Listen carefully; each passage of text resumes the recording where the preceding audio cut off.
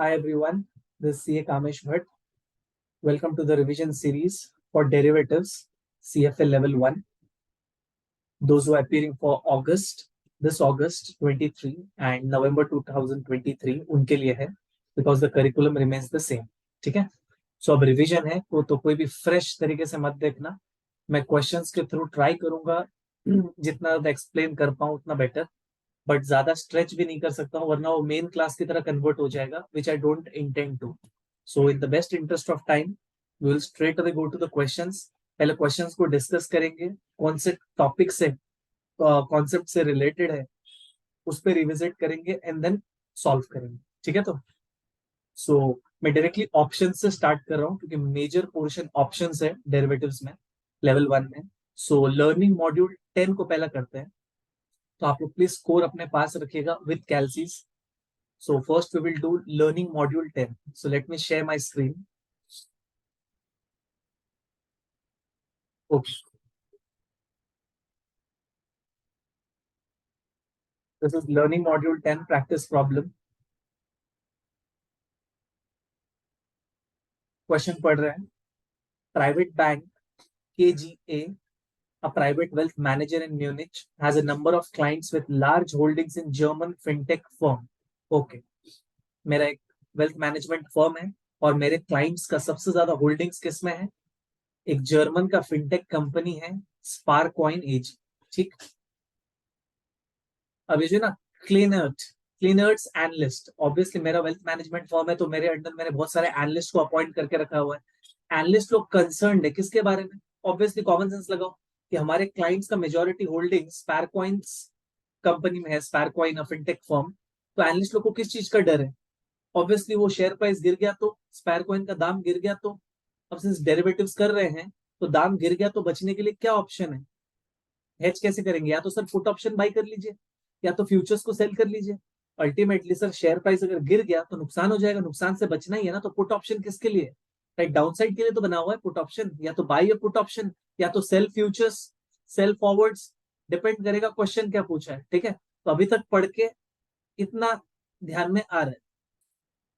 is concerned about Sparcoin's share price in the next year and is recommending to clients that they consider purchasing 1 year put with an exercise price or a strike price of 100. वही तो था, share price गिरने का डर तो put option buy कर लीजिए. एक साल का मेच्योरिटी वाला. स्ट्राइक प्राइस कितना है? 100. ओके. अभी का स्पॉट प्राइस, कंपनी का स्पॉट शेयर प्राइस कितना चल रहा है? 105.25 and it pays no dividend. ठीक है. The risk free rate is 0.37%. तो अभी तक के स्टोरी में हम लोग रेकमेंड कर रहे हैं क्लाइंट को कि पुट ऑप्शन बाय कीजिए 1 साल का मेच्योरिटी वाला जिसका स्ट्राइक प्राइस है 100 और अभी कंपनी का दाम, स्टॉक का दाम चल रहा है 105.25.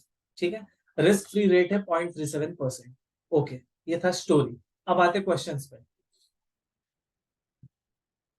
Lennard's analyst estimates a 50-50 chance that the price of Sparcoin will either increase by 12% or decline by 10%. Okay. जो भी अभी दाम है कंपनी का, कितना दाम है? यहाँ पे डायग्राम बना रहा हूं. ये डायग्राम सबको याद आता होगा. 105.25 ये अभी का दाम है. या तो स्टॉक का दाम 12% ऊपर जाएगा या तो 10% नीचे. ठीक है. इतना करते ही तो सबसे पहले अगर 12% ऊपर गया तो स्टॉक का दाम क्या बन जाएगा 1 साल बाद? Let's do it. 105.25 into 1.12, 117.88. ये हमारा एस्टिमेट है. ऐसा बोल नहीं रहा है कि ऐसा होगा. 1 साल बाद क्या स्टॉक का दाम होगा वो कैसे बोल पाएंगे, लेकिन एस्टिमेट तो कर ही सकते हैं. तो सर 1 साल बाद अगर 12% ऊपर गया तो 117.88, या तो 10% अगर नीचे चले गया तो, और लिख रहा हूं, और 10% डाउन. तो प्लीज 105.25 इंटू 0.9, 94.7250. तो या तो 117 या तो 94 होने का चांस है. और एनालिस्ट लोग क्या चांस को लेके इनकॉर्पोरेट कर रहे हैं, क्या एक्सपेक्ट कर रहे हैं? 50-50 प्रोबेबिलिटी है कि यार या तो दाम 117 होगा या तो 94 होगा, 94 पॉइंट समथिंग. ओके, अब जाते हैं आगे. Which of the following statement best describes the no arbitrage option price implied by this assumption? Okay, कुछ नहीं बोल रहा है कि यार अपने को पुट का दाम चाहिए, नो आर्बिट्राज, ऐसा दाम जिसपे आर्बिट्राज ना हो। तो बस ये डिटेल्स को यूज करना है और अपने को पुट ऑप्शन का वैल्यू निकालना है। ओके, अब सिंस इन लोग ने प्रोबेबिलिटी वर्ड यूज किया, अगर आप ऑप्शंस को पढ़ोगे ना तो इन लोग ने यहाँ पे क्या यूज किया पता है? रिस्क न्यूट्रल प्रोबेबिलिटी का कॉन्सेप्ट यूज किया। और एक सेकंड, अपने को पुट ऑप्शन का दाम चाहिए, याद है दाम तीन तरीके से निकाल सकते हैं अपन, या तो रेप्लिकेटिंग अप्रोच, या तो रिस्क फ्री पोर्टफोलियो अप्रोच, या तो रिस्क न्यूट्रल अप्रोच। तीनों मेथड्स था। रेप्लिकेटिंग में एक रिस्की एसेट का पे ऑफ को रेप्लिकेट करते थे। रिस्क फ्री पोर्टफोलियो में सर एक अंडरलाइन को डेरिवेटिव्स के साथ मिला के पे ऑफ को रिस्क फ्री बना देते थे। और रिस्क न्यूट्रल में एक रिस्क न्यूट्रल प्रोबेबिलिटी कैलकुलेट करते थे और पे ऑफ को रिस्क न्यूट्रल प्रोबेबिलिटी के साथ मल्टीप्लाई करते थे एंड देन उसको RF risk free rate of return से पुल करते थे। मैं इतना तो अज्यूम कर ही सकता हूँ ना कि आपको इतना सुन के याद आ रहा होगा, ऑगस्ट वाले खास करके। और फिर बोलते थे कि ये तीनों मेथड में सबसे शॉर्टकट एंड सबसे इजी मेथड कौन सा है? Risk neutral. उसमें अगर एक बार अपन ने रिस्क न्यूट्रल प्रोबेबिलिटी निकाल दिया, उसके बाद कुछ नहीं करना है, पे ऑफ को रिस्क न्यूट्रल प्रोबेबिलिटी से मल्टीप्लाई करना है एंड देन पुल करना है किससे? आरएफ से। आरएफ से, आरएफ कितना दिया हुआ है? Risk free rate of return 0.37% से पुल करना है। तो इनफैक्ट वही वाले मेथड से अपन करते हैं। पहले तो इन लोग ने ऑप्शन में लैंग्वेज बोला हुआ है, since there is a 50% chance that stock will fall to 94.73, yes, there is a 50-50 chance of 5.27 euro payout upon exercise and the no arbitrage put is therefore worth 2.64। कैसे निकाला इसने? 5.27 डिवाइड बाई 2। ये option तो हो ही नहीं सकता है। पहले तो इसने पे ऑफ निकाल लिया, तो एक बार पे ऑफ निकाले। पुट ऑप्शन याद है ना, अगर नीचे गया तो डिफरेंस आने वाला है, ऊपर जाने से लैप्स। तो अगर प्राइस 117 हो गया, नीचे यहाँ पे मैं स्ट्राइक प्राइस लिख रहा हूँ, ठीक है, एक्स से डिनोट कर रहा हूँ, स्ट्राइक प्राइस है 100। 100 के ऊपर अगर दाम चले गए तो पे ऑफ यहाँ पे क्या होने वाला है? 0। और अगर 100 के नीचे चले गए दाम तो यहाँ पे क्या होने वाला है? पे ऑफ पॉजिटिव। पुट ऑप्शन तो ऐसे ही होता है, अगर price is less than the strike price तो डिफरेंस आएगा, और अगर ऊपर चले गया प्राइस तो लैप्स। ये जो ऊपर और नीचे किसके मुकाबले बोल रहा हूं मैं? स्ट्राइक प्राइस के मुकाबले, ठीक है। 100 से अगर ऊपर चले गया पुट ऑप्शन में तो लैप्स, अगर नीचे गया तो डिफरेंस आएगा। तो पे ऑफ कितना होने वाला है? 100 माइनस, यहाँ पे लिख देता हूं, 100 माइनस 94.7250, 5.2750, ये है आपका पे ऑफ। ये जो है 5.2750, इन लोगों ने क्या किया? तो आज पुट ऑप्शन का दाम, अपने को तो आज का दाम चाहिए, वी आर स्टैंडिंग टुडे। हम आज बैठे बैठे एक्सपेक्ट कर रहे हैं या तो दाम, शेयर का दाम 117 होगा, या तो शेयर का दाम 94 होगा। अगर शेयर का दाम 117 हो गया तो पे ऑफ 0, अगर 94 हो गया तो पे ऑफ 5.2750 पुट ऑप्शन का। तो एक साल बाद खड़ा है ना पे ऑफ, अपने को वही पे ऑफ को आज पुल करना है और दाम निकालना है। तो ऑप्शन ए क्या बोल रहा है? जो भी ये पे ऑफ आया है ना 5.2750 डिवाइड बाई 2 कर दिया उसने, एकदम रॉन्ग है ये, राइट। इनफैक्ट हम पहले दाम निकाल लेते हैं ना, ठीक है, फिर ऑप्शन चेक करते हैं। तो बोलो रिस्क न्यूट्रल प्रोबेबिलिटी के हिसाब से दाम कैसे निकालेंगे? सर पहले वाले ऊपर वाला लेग का जो पे ऑफ है उसको प्रोबेबिलिटी से मल्टीप्लाई, नीचे वाला पे ऑफ का जो नीचे वाले लेग का जो पे ऑफ है उसको 1 माइनस पाई, याद है अप मूव का प्रोबेबिलिटी पाई होता था, डाउन लेग का 1 माइनस पाई से मल्टीप्लाई। तो अपन ने यहाँ पे सीखा था sir pi, that is probability, up leg का इज प्रोबेबिलिटी, पाई से डिनोट करते हैं, मैं यहाँ पे पी बोल रहा हूँ। और अगर ऊपर जाने का प्रोबेबिलिटी पी है तो नीचे जाने का प्रोबेबिलिटी क्या होगा? 1 माइनस पी, ठीक। तो अपन ऑप्शंस नहीं पढ़ रहे, पहले तो डिटेल्स लिख लिया, अब उसके बाद अपन ना प्रोबेबिलिटी कैलकुलेट करते हैं।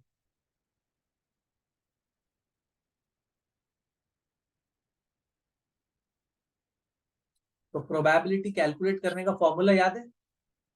इंटरेस्ट रेट का factor minus down move factor divide by up move factor minus down move factor. क्या था? Interest rate factor minus down move factor divide by up move factor minus down move factor. तो यहाँ पे लिख रहा हूं मैं, इनफैक्ट आर एफ फैक्टर लिख रहा हूं, R F interest rate factor minus down move factor divide by up move factor minus down move factor, ठीक। तो बोलो इंटरेस्ट रेट का फैक्टर, इंटरेस्ट रेट कितना है 0.37% का फैक्टर 1.0037 माइनस डाउन मूव कितना होने वाला है 10%, -10%, नीचे ना उसका फैक्टर कहने से 0.9,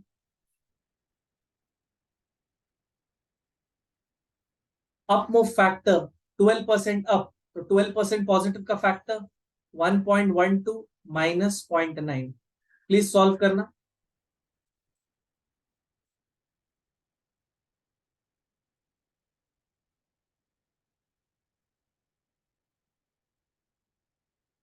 जीरो पॉइंट 4714 आपका प्रोबेबिलिटी है, ये वाला। तो ये प्रोबेबिलिटी आपका कितना है 0.4714। तो 1 माइनस पी कितना होगा 0.4714, 0.5286। ध्यान आ रहा है? पहले डायग्राम बनाते हैं, रिस्क न्यूट्रल प्रोबेबिलिटी के साथ पी निकाल देते हैं, उसके बाद 1 माइनस पी आ गया, तो ऊपर वाले पे ऑफ को प्रोबेबिलिटी के साथ मल्टीप्लाई प्लस नीचे वाले पे ऑफ को 1 माइनस पी के साथ मल्टीप्लाई, उसके बाद पूरे को आरएफ से पुल। ठीक, तो यहाँ पे मैं यहाँ पे कर रहा हूँ, देयरफॉर पुट ऑप्शन का दाम इज इक्वल टू, ऊपर वाला पे ऑफ क्या है 0, 0 इंटू 0.414 क्या होने वाला है 0, तो उसको नहीं लिख रहा हूँ। नीचे वाला कितना है पे ऑफ 5.2750 इंटू 1 माइनस पी कितना है 0.5268, द होल डिवाइड बाय 1.0037, क्योंकि आप 5.2750 इंटू 0.5268 जो भी मल्टीप्लाई करोगे ना, वो एक्सपेक्टेड वैल्यू एक साल के बाद खड़ा है। अपने को तो वैल्यू आज चाहिए ना, तो उसको एक साल पहले पुल कर रहा हूं, किससे आरएफ के फैक्टर से। तो प्लीज बताना 0.2750 इंटू 0.5268 डिवाइड बाय 1.0037, तो वैल्यू इज 2.7686, मतलब 2.78, मेरे को यहाँ पे दिख रहा है 2.78, तो सी इज द आंसर। देखो इन लोगों ने कैलकुलेशन करके भी बताया हुआ है।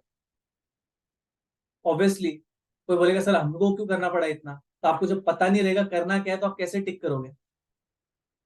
तो वो 5.27 इंटू 1 माइनस 0.47, यहाँ पे एक डाउट आने वाला है, सर ऊपर तो 50-50 चांस बोला था कि अप जाने का भी 50, डाउन जाने का भी 50। भाई एनालिस्ट का प्रोबेबिलिटी का एस्टिमेट नहीं चाहिए अपने को, रिस्क न्यूट्रल प्रोबेबिलिटी चाहिए। इसलिए तो थर्ड मेथड हुआ करता था रिस्क न्यूट्रलाइजेशन अप्रोच, जहां पे अपन रिस्क न्यूट्रल प्रोबेबिलिटी निकालते थे by this formula, interest rate factor minus down move factor divide by up move factor minus down move factor. ठीक है ना? तो 0.5 का कोई काम ही नहीं है यहाँ पे। तो इनफैक्ट ये जो 5.27 डिवाइड बाई 2 किया है ना, in fact they have taken into 0.5।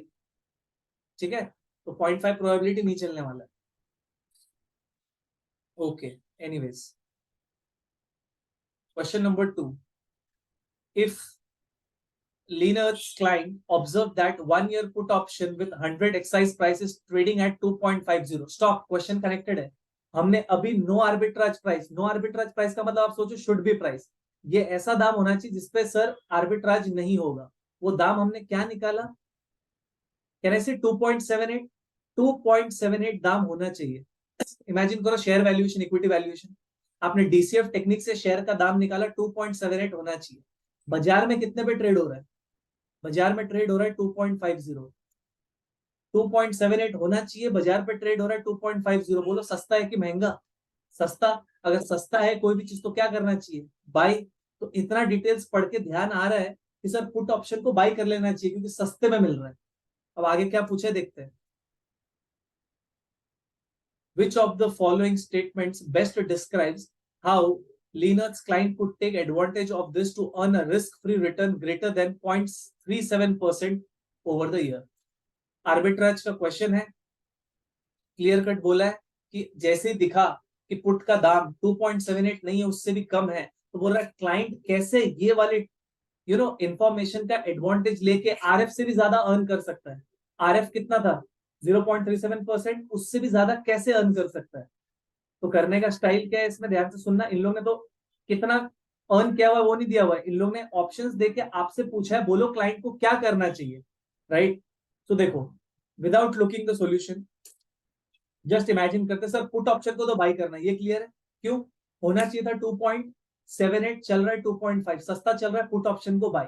अगर मेरे को आर्बिट्राज करना है अगर मेरे को रिस्क फ्री रिटर्न से भी ज्यादा कमाना है, आर्बिट्राज करना है, तो पुट ऑप्शन को बाई किया तो एक सेल करना है, पुट ऑप्शन को बाई करना, इट इज अ बुलिश की बेरिश?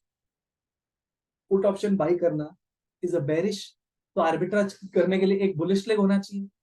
तो बुलिश लेग सर या तो कॉल बाई, तो पुट बाई कॉल बाई, या तो sir put by shares by. Put तो बेरिश है ना, मेरे को बुलिश लेग लाना है, या तो कॉल बाई या तो शेयर्स बाई। कॉल बाई करोगे तो कोई टेंशन नहीं है, एक पुट बाई एक कॉल बाई, ठीक है। लेकिन सर शेयर्स बाई करोगे तो आपको याद है ना, अगर मैं एक पुट बाई करता हूं तो आर्बिट्राज करने के लिए वन शेयर्स को सेल करना चाहिए कि डेल्टा शेयर्स को? डेल्टा शेयर्स को, राइट? तो देखते हैं ऑप्शन क्या पूछा है। देखो, ऑप्शन नंबर ए बोल रहा है कैसे अर्न करेगा more than 0.37%। Let's see, Leonard should purchase the put option, ये तो क्लियर है, पुट ऑप्शन को बाई करना चाहिए, and also purchase approximately 0.23 shares पर ऑप्शन। हर पुट ऑप्शन जो बाई किया है उसके सामने 0.23 शेयर्स को शॉर्ट करना चाहिए। ये 0.23 क्या फीलिंग आ रहा है? डेल्टा। डेल्टा का फॉर्मूला क्या था, याद है ना? स्लोप का formula, y2 minus y1 divide by x2 minus x1, यहाँ पे है डेल्टा का। तो ऑप्शन का pay off divide by change in stock price, यहाँ पे लिख रहा हूं मैं, चेंज इन ऑप्शन का price due to change in, अभी लिख रहा हूं अंडरलाइन। तो बोलो चेंज इन ऑप्शन का प्राइस क्या है? 0 माइनस 5.2750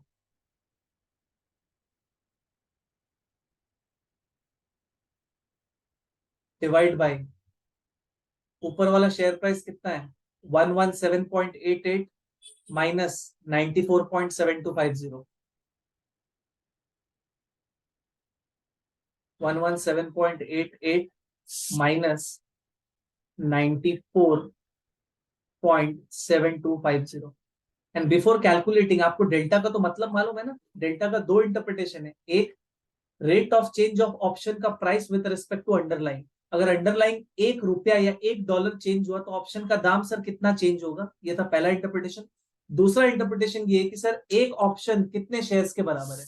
आप सभी को पता है ऑप्शंस अपना वैल्यू डिराइव करते हैं अंडरलाइन से, तो एक ऑप्शन एक शेयर्स के बराबर तो हो ही नहीं सकता है ना, डोमिनेंट तो शेयर्स है। तो एक ऑप्शन को मुकाबला करने के लिए एक शेयर को आने का जरूरत नहीं है, एक से कमती शेयर्स को आने का जरूरत है, ठीक है? उसी को तो डेल्टा कहते थे। तो यहाँ पे प्लीज निकालना डेल्टा कितना हो रहा है, -5.2750 डिवाइड बाई, चलो करते हैं, 117.88 माइनस 94.7250, स्टोरेज 1, 5.2750 डिवाइड बाई 0.2278। तो ये फाइनल आंसर में लिख रहा हूँ -0.2278, मतलब 236 शेयर्स। इसका इंटरप्रिटेशन, सर एक put option is equal to 0.23 shares. दूसरा इंटरप्रिटेशन, माइनस क्यों आया सर? आप कॉमन सेंस लगाओ ना, पुट ऑप्शन का वैल्यू कब बढ़ता है? जब शेयर्स का दाम बढ़ता है कि गिरता है? ऑब्वियसली गिरता है, क्योंकि पुट ऑप्शंस तो डाउन साइड के लिए बना हुआ है। शेयर्स का दाम नीचे आएगा तो पुट ऑप्शन का दाम बढ़ेगा, और शेयर्स का दाम ऊपर जाएगा तो पुट ऑप्शन का दाम गिरेगा। तो इनवर्स हो गया ना, इसलिए डेल्टा इज नेगेटिव। इंटरप्रिटेशन, अगर ₹1 शेयर्स का दाम गिरा तो पुट का दाम 0.23 बढ़ेगा, ठीक है? खैर एनीवेज, सेकंड वाला इंटरप्रिटेशन से ज्यादा फर्स्ट वाला इंटरप्रिटेशन इज इंपॉर्टेंट, यहाँ पे लिख दे रहा हूं, one put option is equal to 0.23 shares. तो यहाँ पे क्या करना था अपने को, कैसे हम ये मिस प्राइसिंग को देख के risk free rate of return से भी ज्यादा अर्न कर सकते हैं। तो सिंस पुट ऑप्शन सस्ते में मिल रहा है तो पुट ऑप्शन को बाई कर लिया, बेरिश ट्रांस है। बुलिश ट्रांस के लिए सर अपने को क्या करना पड़ेगा, स्टॉक बाई। लेकिन कितना स्टॉक बाई सर, 0.23 शेयर्स को बाई करना पड़ेगा। इसको हेज रेशियो भी कहते हैं, डेल्टा कहते हैं, हेज रेशियो भी कहते हैं, ठीक है?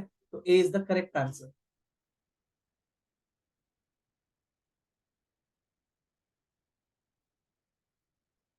If the risk-free investments yielded a higher return over the next year, Which of the following statement best describes how this would affect the no arbitrage value of the put option on spare coin shares? पहले तो question समझो यार।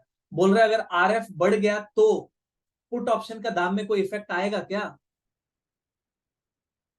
If risk free rate of return yielded a higher, if risk free investments yielded a higher return, 0.37% से भी ज्यादा अगर RF हो रहा है तो क्या risk free rate of return बढ़ने से पुट ऑप्शन का दाम में चेंजेस आते हैं कि नो चेंजेस आते हैं कि बढ़ते हैं?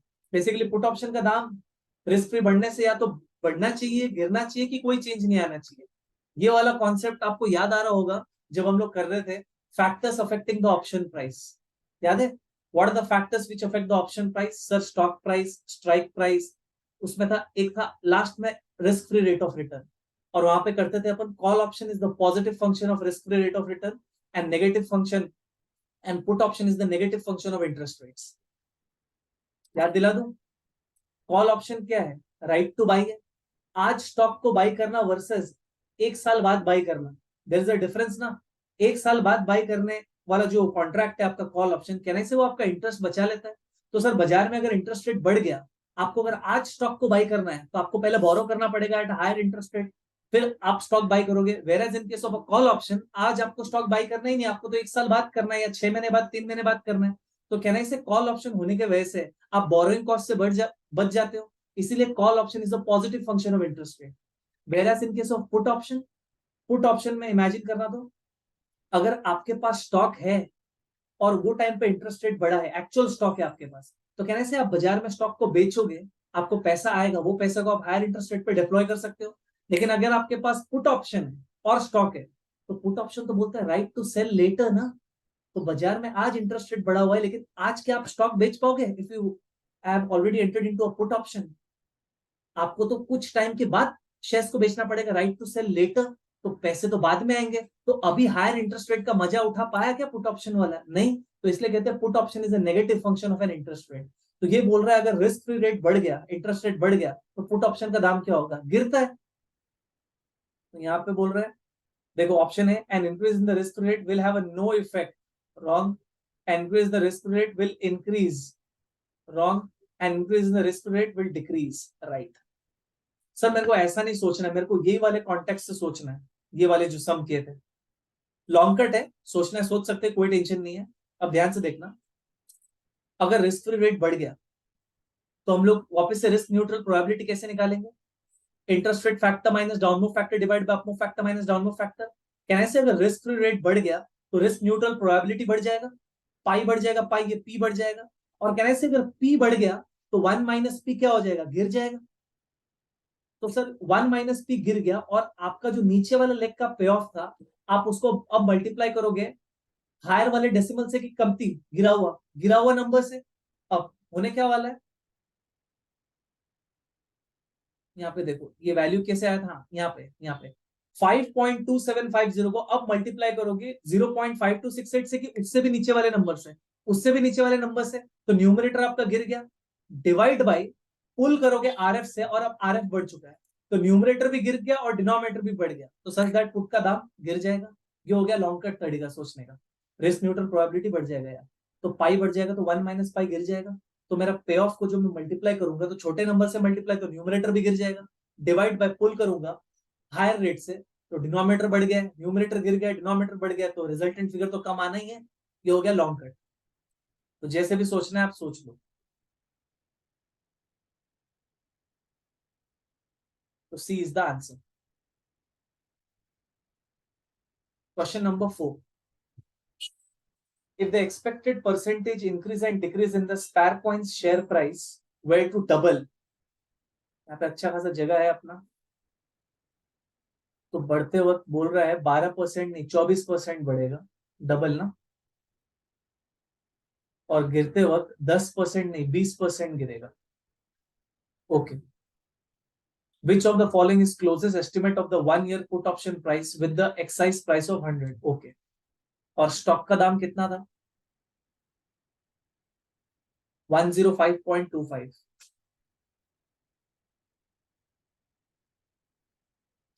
यहाँ पे जो भी प्राइस होगा, पे ऑफ तो यहाँ पे 0 ही आने वाला है।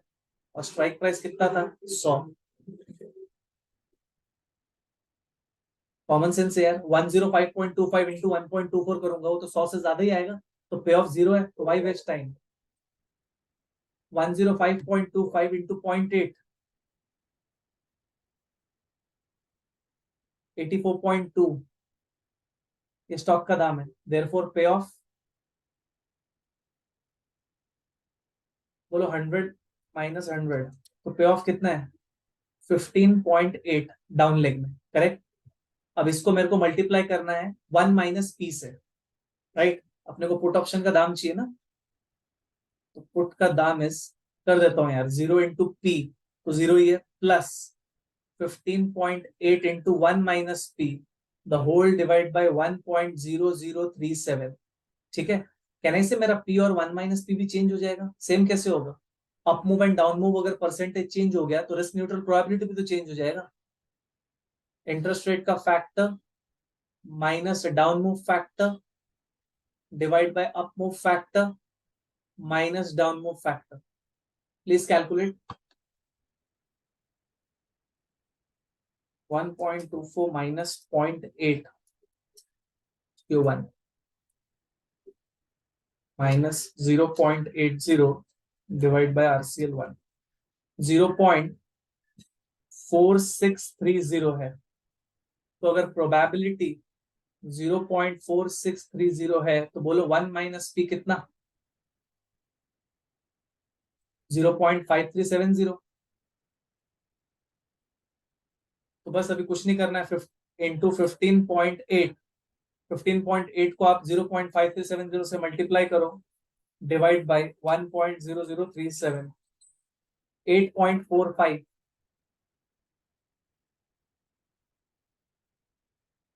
Closest to 8.5, option B.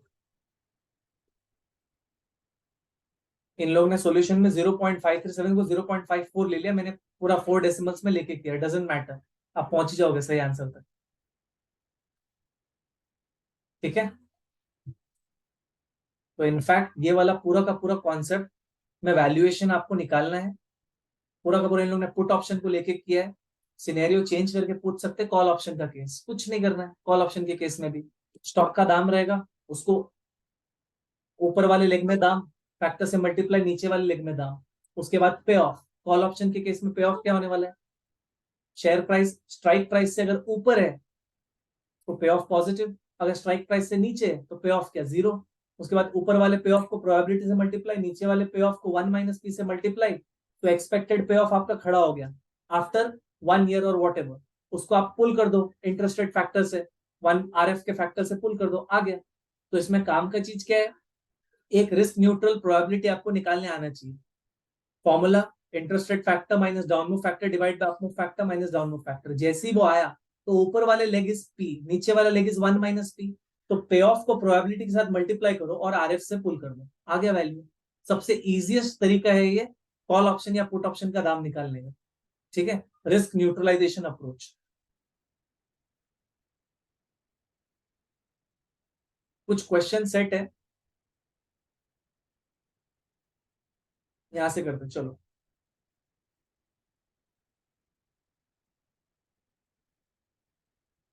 Knowledge check वाला पार्ट भी कर रहा हूं।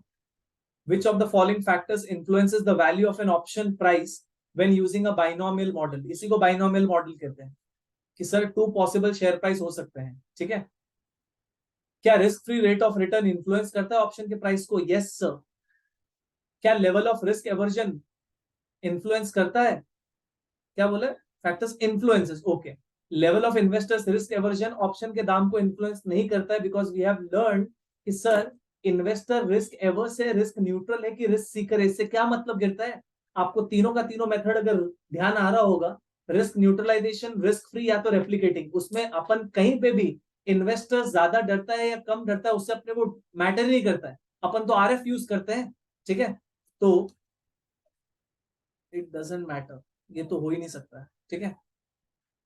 The probability of an upward price move, देखो यार, probability of an upward price move ये अफेक्ट करेगा रिस्क न्यूट्रलाइजेशन की केस, करेक्ट। रिस्क न्यूट्रलाइजेशन एक ही तो मेथड है नहीं ऑप्शन को कैलकुलेट करने का, ऑप्शन के प्राइस को भी have other methods as well, जैसा रिस्क फ्री पोर्टफोलियो अप्रोच, ठीक है, जैसा रिस्क न्यूट्रलाइजेशन अप्रोच, इनफैक्ट या risk free portfolio approach and risk replicating portfolio approach में अपन तो प्रोबेबिलिटी को यूज ही नहीं करते हैं। हाउएवर जब हम लोग रिस्क न्यूट्रल अप्रोच में डील करते हैं तभी प्रोबेबिलिटी काम आता है।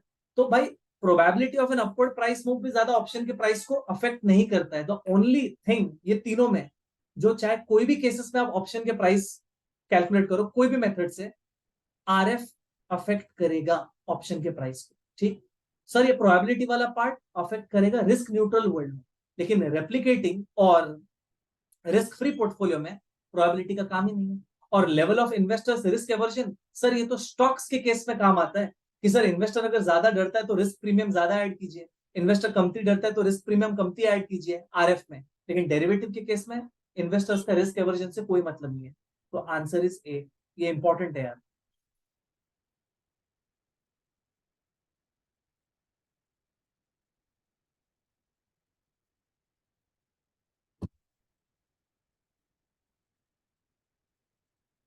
ओके, आप आंसर पढ़ लेना, जो मैंने एक्सप्लेन किया वही है, do not worry. Question number 2, if the underlying asset price, अब एक सेकंड, जिसका डेरिवेटिव्स बहुत ही एकदम वैसा है ना कि सर कुछ टच ही नहीं किया हुआ है, उसको तो ये रिवीजन वाला वीडियो भी और पेनफुल लगने वाला है। तो यार उसके लिए तो I am very very sorry, क्योंकि मैं यहाँ पे स्ट्रेच करके 2-2 3-3 घंटे का रिवीजन वीडियो अगर बनाऊंगा ना तो जिनका ऑलरेडी रिवाइज होके रखा है ना वो फिर मेरे को गाली देंगे।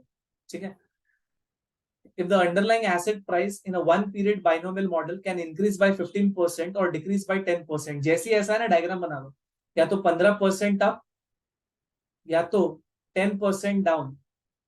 Okay, and the prevailing risk free rate over the period is 4%। ठीक है, what is the risk neutral probability of an asset pricing. ठीक है, रिस्क न्यूट्रल प्रोबेबिलिटी निकालना है। बोलो फॉर्मूला रिस्क न्यूट्रल प्रोबेबिलिटी का, risk free factor 1.04 minus a down move factor divide by up move factor minus down move factor. देख लो 0.56 आपको आएगा, please calculate करना, कर लो कैलकुलेट कर लो।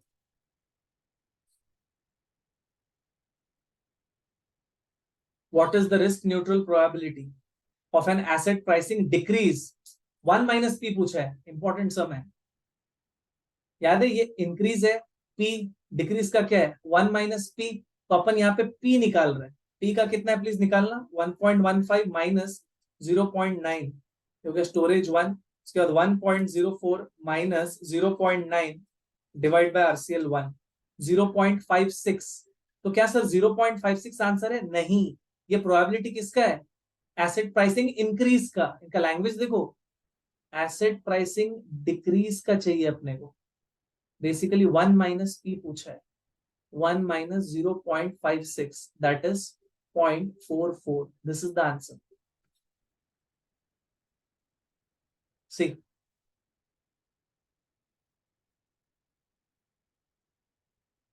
which of the following best describes the risk neutral pricing interpretation of one period binomial model, one period binomial option pricing formula? Okay. The real world expected payoff discounted at the risk free rate. याद है अपन एक copy में line लिखते थे कि the risk neutralization approach exist only in the risk neutral world, not in the real world. Real world में it is not RF से पुल यार, रियल वर्ल्ड में तो रिस्क की चीज को अपन आरएफ से पुल थोड़ी करते हैं, आरएफ प्लस रिस्क प्रीमियम से पुल करते हैं, right. But risk neutral world में अपन आरएफ से पुल करते हैं। इनफैक्ट थोड़ा सा डाइवर्ट हो रहा हूँ, ठीक है। जब अपन ऐसा करते हैं, वो जो अपना ये वाला डायग्राम था याद है, ये वाला कोई भी आप डायग्राम देख लो, ऊपर का पे ऑफ, ऊपर का ऑप्शन का pay of into probability plus नीचे का ऑप्शन का pay of into 1 minus probability.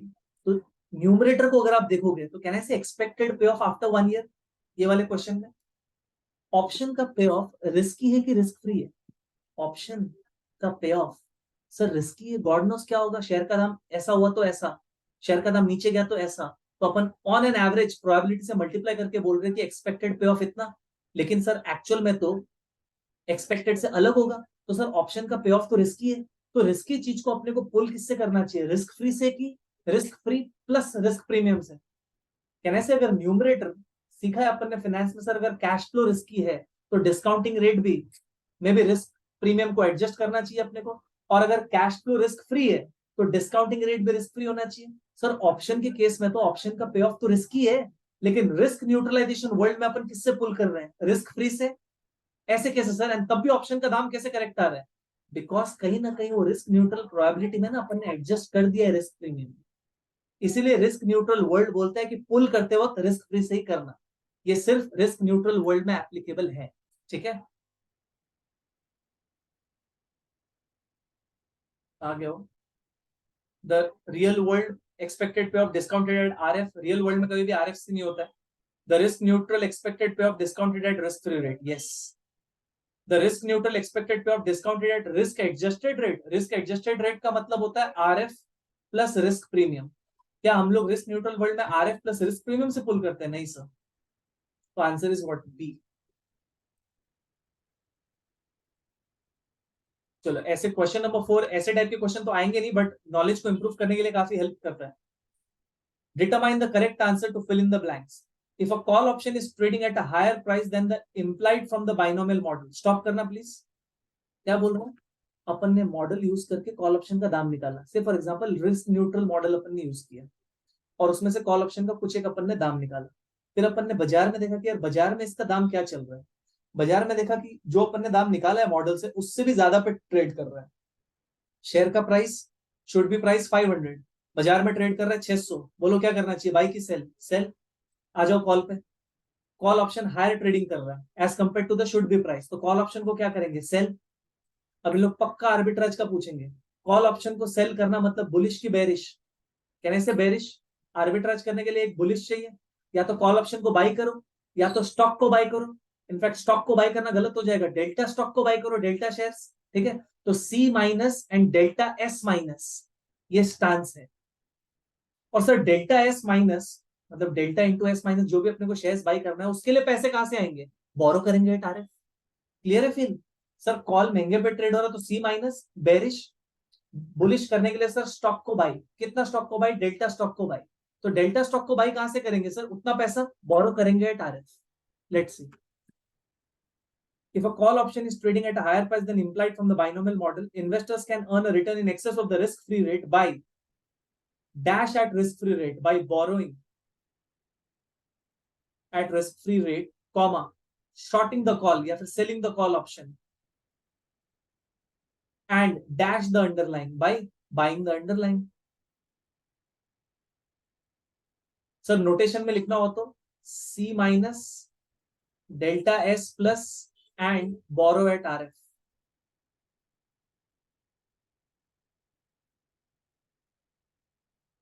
देखो यहां पे लिखा है by borrowing, selling the call and buying the underline. ठीक। Question number 5, a stock's price currently is yen 8,000. At the end of 1 month, when its options expire, the stock price is either up by 5% or down by 15%. Diagram imagine कर लो, ऊपर 5%, नीचे 15%। If the risk free rate is minus 0.2% होने तो क्या फर्क पड़ रहा है? प्लस 0.2% होता तो 1.002 करते हैं, माइनस 0.2% तो 1 माइनस 0.2% करके फैक्टर निकाल लेंगे। What is the big issue? What is the value of put option with a strike price of 7950? ठीक है, पहले तो लूजली डायग्राम बना देते हैं जिससे कि आपको हेल्प हो जाएगा। अभी स्टॉक का दाम कितना है? 8,000। ऊपर जाएगा या तो 5% अप, नीचे या तो 15% डाउन। तो अगर 5% अप हुआ, 8,000 इंटू 1.05, 8,400। और स्ट्राइक प्राइस कितना है बाय द वे? 7950। ऊपर के लेग पे पुट ऑप्शन क्या होने वाला है? लैप्स। पे ऑफ क्या? 0, राइट। 7950 के अगर नीचे रहा तो पे ऑफ होता ना पॉजिटिव। नीचे प्लीज करना, डाउन 15%। तो 8,000 इंटू 0.85, स्टॉक का दाम क्या? 6,800। पे ऑफ कितना? नीचे जाएगा तो डिफरेंस आएगा। 8,000 माइनस 6,800 मत कर देना घाई घाई में। 7 8 always x minus s। 7,950 minus 6,800, 1,150 पे ऑफ है। अब सर ऊपर वाले पे ऑफ को मल्टीप्लाई करेंगे पी से, जो कोई सेंस नहीं बनता है, प्लस नीचे वाले पे ऑफ को मल्टीप्लाई करेंगे 1 माइनस पी से, उसके बाद पुल कर देंगे आर एफ का फैक्टर से, ठीक है। तो सबसे पहला वो प्रोबेबिलिटी तो निकाल लेते हैं, रिस्क न्यूट्रल प्रोबेबिलिटी। तो इंटरेस्ट रेट का factor 1 minus 0.2%, 0.9980, minus a down move factor 0.85, divide by up move factor 1.05 minus down move factor। चलो 1.05 माइनस 0.85, इसको डाल दो स्टोरेज 1 में डिनोमिनेटर को, उसके बाद न्यूमरेटर सॉल्व करते हैं। 80 माइनस 0.85 डिवाइड बाय आरसीएल 1 0.74। तो ये वाला प्रोबेबिलिटी 0.74 है, तो ये वाला कितना हो गया -1 0.26। तो अल्टीमेटली अपने को क्या, ये वाला है 0.26 1 माइनस पी, ठीक है। तो यहाँ पे मैं जब कैलकुलेट करते हुए दिखा दूंगा। तो बेसिकली अपने को क्या करना है, पुट ऑप्शन का दाम is 0 into 0.74 plus 1150 into 0.26 divide by 0.9980, interest rate का फैक्टर ना। तो बोलो 1150 into 0.26 divide by 0.9980, it is coming to 299.59, that is 299.60, 5999 मतलब 60। Option is D. अच्छा क्वेश्चन है। तो ये था लर्निंग मॉड्यूल 10 आपका, एक short revision, value valuing call option put option. Best तरीका है रिस्क न्यूट्रल अप्रोच से, ठीक है। तो यहाँ पे स्टॉप कर रहा हूँ, आगे सीरीज में बाकी चैप्टर्स कवर करेंगे, ठीक है। चलो, थैंक यू एवरीवन।